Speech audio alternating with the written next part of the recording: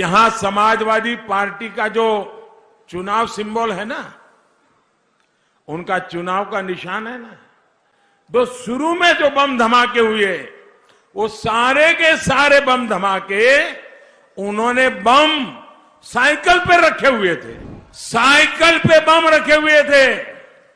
और जहां लोग सब्जी वगैरह खरीदने के लिए आते हैं वहीं साइकिल पार्क करके चले गए थे और एक समय चारों तरफ ये साइकिलों पर रखे हुए बम धमाके फूटे। मैं हैरान हूं, ये साइकिल को उन्होंने क्यों पसंद की। नमस्कार, आदाब, सत श्री अकाल, जय भीम, जोहार। मेरा नाम है नवीन कुमार। क्या मौत का ऐसा जश्न किसी पॉलिटिकल पार्टी को मनाते हुए आपने कभी देखा या सुना है? क्या इससे पहले किसी भी देश के प्रधानमंत्री को ऐसे फूहड़पन पर उतरते देखा या सुना है? प्रधानमंत्री छोड़ दीजिए, क्या इससे पहले किसी विवेकशील नागरिक को भी वैचारिक गंदगी के ढेर पर ऐसे अट्टहास करते देखा या सुना है? मैं हैरान हूं, ये साइकिल को उन्होंने क्यों पसंद की। मुझे पता है आपका जवाब क्या होगा। आप कहेंगे शायद नहीं, मैंने भी नहीं देखा था।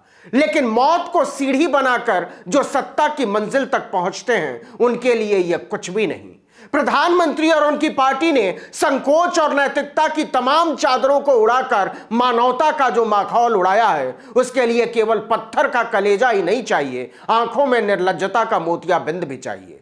अहमदाबाद ब्लास्ट के सिलसिले में बीते दिनों कोर्ट ने 38 लोगों को फांसी की सजा सुनाई और 11 लोगों को उम्र कैद।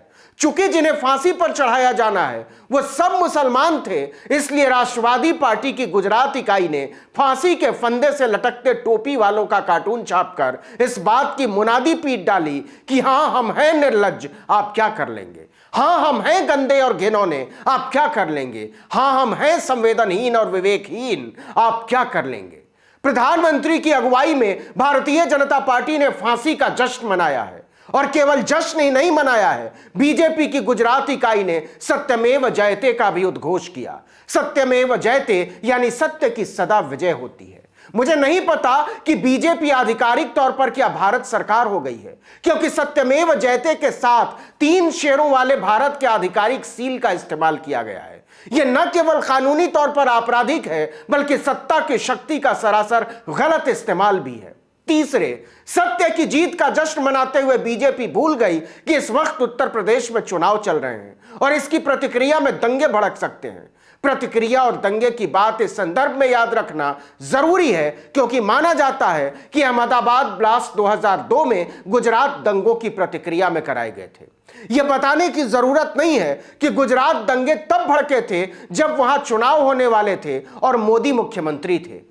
कानूनी तौर पर बरी हो जाने के बाद भी इंसानियत को रौंदने के दाग से वो आजीवन बरी नहीं हो सकते। कोई दूसरा नहीं, तत्कालीन प्रधानमंत्री और बीजेपी के पूजनीय अटल बिहारी वाजपेयी ने अहमदाबाद में खड़े होकर नरेंद्र मोदी को राजधर्म निभाने की नसीहत दी थी। तो क्या यह महज संयोग है कि आज जब उत्तर प्रदेश में चुनाव चल रहे हैं, एक बार फिर अहमदाबाद ब्लास्ट का मुद्दा चर्चा में लाया गया है? नहीं, यह संयोग नहीं है, यह राष्ट्रवादी राजनीति में आतंक का प्रयोग है और दिल्ली विधानसभा चुनाव के दौरान इसका इस्तेमाल हो चुका है।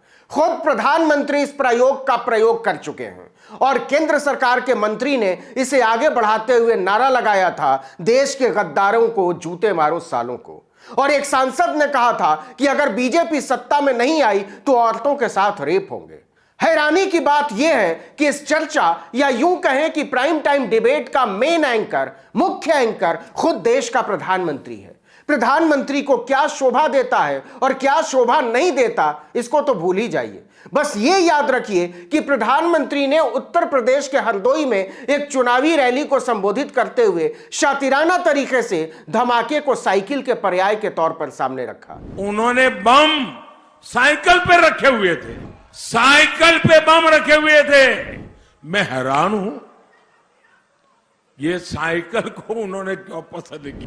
बिना नाम लिए मोदी ने साफ साफ कह दिया कि साइकिल, जो समाजवादी पार्टी का चुनाव चिन्ह है, और ब्लास्ट, जिसमें मुसलमान आतंकवाद के दोषी साबित पाए गए हैं, दोनों एक हैं।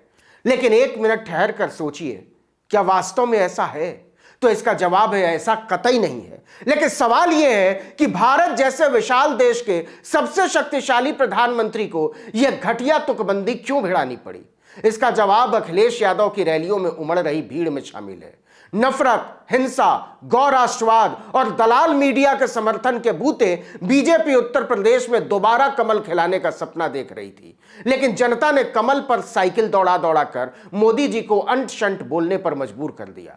लेकिन उन्हें नहीं पता था कि इस तरह के ओछेपन ने उन्हें किंवदंती से कॉमेडियन में बदल दिया है, जिसके स्क्रिप्ट कोई बहुत ही घटिया आदमी तय कर रहा है।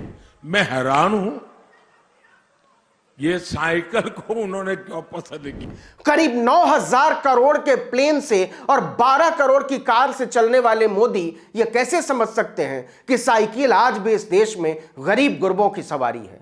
याद कीजिए, जब लॉकडाउन लगाया गया था, जब देश का कॉरपोरेट मुनाफा कमाने में लगा था, आम जनता अपने प्रिय लोगों के अंतिम संस्कार के लिए शमशान या गंगा का घाट ढूंढ रही थी, तब लाखों की तादाद में मजदूर इसी साइकिल से अपने अपने घरों को लौट रहे थे। उनमें छोटे छोटे बच्चे थे, औरतें थी, बुजुर्ग और बीमार थे। तब हवाई जहाज में घुमाने का सपना दिखाने वाले नरेंद्र मोदी ने गरीब लोगों से हवाई चप्पल तक छीन लिया था, बच्चों से दूध छीन लिया था और छोड़िए हलक तर करने के लिए भूखे प्यासे बिलबिलाते लोगों से पानी तक छीन लिया था। याद कीजिए बिहार की दलित लड़की ज्योति कुमारी को, जिसने गुड़गांव से लेकर बिहार के दरभंगा तक का 1200 किलोमीटर का सफर साइकिल से तय किया था। अकेले नहीं, साथ में अपने बीमार पिता को लेकर भी साइकिल के डंडे पर बैठाकर आई थी वो लड़की। यह दृश्य मोदी की कारस्तानियों का नतीजा था। अपने गंदे राजनीतिक इरादों में साइकिल को आतंकवाद के साथ जोड़कर ऐसे हजारों बेटियों, माताओं, बुजुर्गों और नौजवानों का अपमान किया है मोदी ने, जिन्हें उन्होंने असहाय छोड़ दिया था। 10 लाख का सूट और लाखों का चश्मा घड़ी पहनने वाले प्रधानमंत्री से और उम्मीद ही क्या की जा सकती है? उन्होंने बम साइकिल पे रखे हुए थे, साइकिल पे बम रखे हुए थे। मैं हैरान हूं, ये साइकिल को उन्होंने क्यों पसंद की? याद रखिएगा कि प्रधानमंत्री का साइकिल को आतंकवाद का पर्याय साबित करने वाला बयान ऐसे समय में आया है जब डीजल और पेट्रोल के दाम आसमान छू रहे हैं, किसान अपने खेतों की सिंचाई नहीं कर पा रहे हैं, उन्हें खाद नहीं मिल रहा है और मध्य वर्ग की कारें खड़ी की खड़ी जंग खा रही हैं। ऐसे में साइकिल ही एक विकल्प नजर आ रही है। कहां तो तय था कि हर एक के खाते में 15 लाख रुपए आएंगे, 2 करोड़ रोजगार सालाना मिलेंगे, और कहां टूटी फूटी साइकिल और उसमें चलने वाली जनता का भी अपराधीकरण किया जा रहा है। यह खतरनाक खेल है जिसे मीडिया और कॉरपोरेट के साथ मिलकर बीजेपी खेल रही है। आतंकवाद का किसी धर्म से कोई संबंध नहीं होता। यह कठिन समय है। अगर बीजेपी कहती है कि आतंकवाद का धर्म इस्लाम है, तो हमें यह कहना पड़ेगा कि सत्ताधारी दल फिर से झूठ बोल रहा है।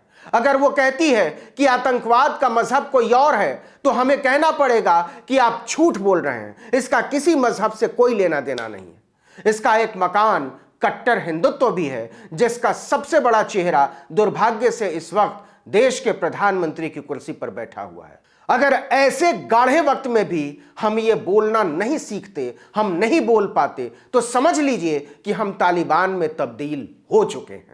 इस वीडियो में इतना ही, लेकिन अगर आपने आर्टिकल 19 इंडिया को अब तक सब्सक्राइब नहीं किया है तो फौरन कर लीजिए, बेल आइकॉन दबाइए, घंटी जैसी आकृति, लाइक कीजिए और कमेंट करके बताइए हमारा वीडियो आपको कैसा लगा। अगर यूट्यूब पर देख रहे हैं तो हमारे चैनल को सब्सक्राइब कर लीजिए, फेसबुक पर हमारे पेज को लाइक कर लीजिए, इंस्टाग्राम पर हमको फॉलो कर लीजिए, ट्विटर पर भी मौजूद हैं आर्टिकल 19 _ इंडिया, वहां भी आप हमें फॉलो कर सकते हैं। नमस्कार।